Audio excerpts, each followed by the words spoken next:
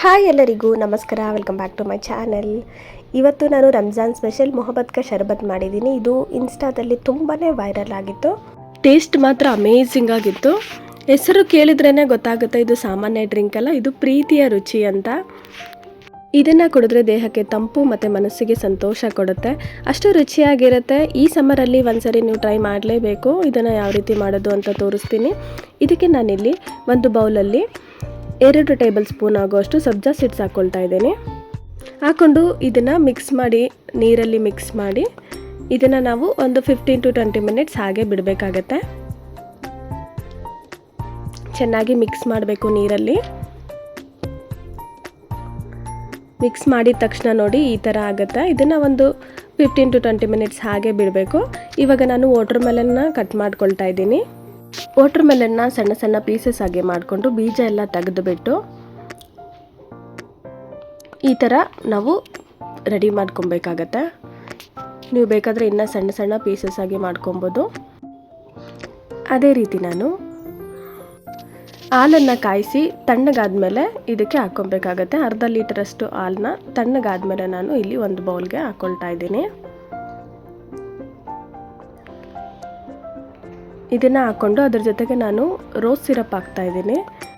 ಇದು ನಿಮಗೆ ಗ್ರಾಸರಿ ಶಾಪಲ್ಲಿ ಸಿಗುತ್ತೆ, ಇಲ್ಲ ಆನ್ಲೈನಲ್ಲಿ ಜೆಪ್ಟೋದಲ್ಲಿ, ಬಿಗ್ ಬಾಸ್ಕೆಟಲ್ಲೆಲ್ಲ ಸಿಗುತ್ತೆ. ಸೊ ಇದನ್ನು ಹಾಕಿದ್ರೇ ನಮಗೆ ಅದು ಫ್ಲೇವರ್ ತುಂಬ ಚೆನ್ನಾಗಿರುತ್ತೆ. ಸೊ ರೋಸ್ ಸಿರಪ್ನ ನಾನು 3 ಟೇಬಲ್ ಸ್ಪೂನ್ ಆಗೋಷ್ಟು ಹಾಕ್ಕೊಳ್ತಾ ಇದ್ದೀನಿ. ಈಗ ನಾನು ಅದಕ್ಕೆ ಮಿಲ್ಕ್ ಮೇಡ್ ಹಾಕ್ಕೊಳ್ತಾ ಇದ್ದೀನಿ. ಸ್ವೀಟ್ನೆಸ್ಗೋಸ್ಕರ ನಿಮಗೆ ಎಷ್ಟು ಬೇಕಾಗುತ್ತೋ ಅಷ್ಟು ಕಂಡೆನ್ಸ್ಡ್ ಮಿಲ್ಕ್ ಹಾಕ್ಕೊಬೇಕಾಗತ್ತೆ.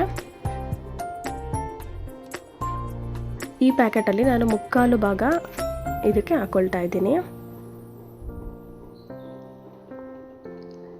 ಇದು ಹಾಕೋದ್ರಿಂದ ನಮಗೆ ಶುಗರ್ ಹಾಕೋ ಅವಶ್ಯಕತೆ ಇಲ್ಲ, ಸ್ವೀಟ್ನೆಸ್ ಅದರಲ್ಲೇ ಇರುತ್ತೆ. ಇವೆರಡು ಹಾಕ್ಕೊಂಡು ಚೆನ್ನಾಗಿ ಮಿಕ್ಸ್ ಮಾಡ್ಕೊಬೇಕು. ರೋಸ್ ಸಿರಪ್ ಹಾಕೋದ್ರಿಂದ ನಮಗೆ ನೋಡಿ ಕಲರ್ ಚೇಂಜ್ ಆಗ್ತಾ ಇದೆ. ಮಿಕ್ಸ್ ಮಾಡಿ ಆದಮೇಲೆ ನಾನು ಮೊದಲೇ ನೆನೆಸಿಟ್ಟಿರುವಂಥ ಸಬ್ಜಾ ಸೀಡ್ಸ್ ಹಾಕ್ಕೊಳ್ತಾ ಇದ್ದೀನಿ.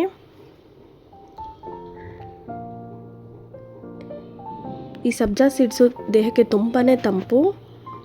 ಇದನ್ನು ಕುಡಿಯೋದ್ರಿಂದ ನಮಗೆ ಈ ಸಮ್ಮರಲ್ಲಿ ತುಂಬಾ ಒಳ್ಳೆಯದು.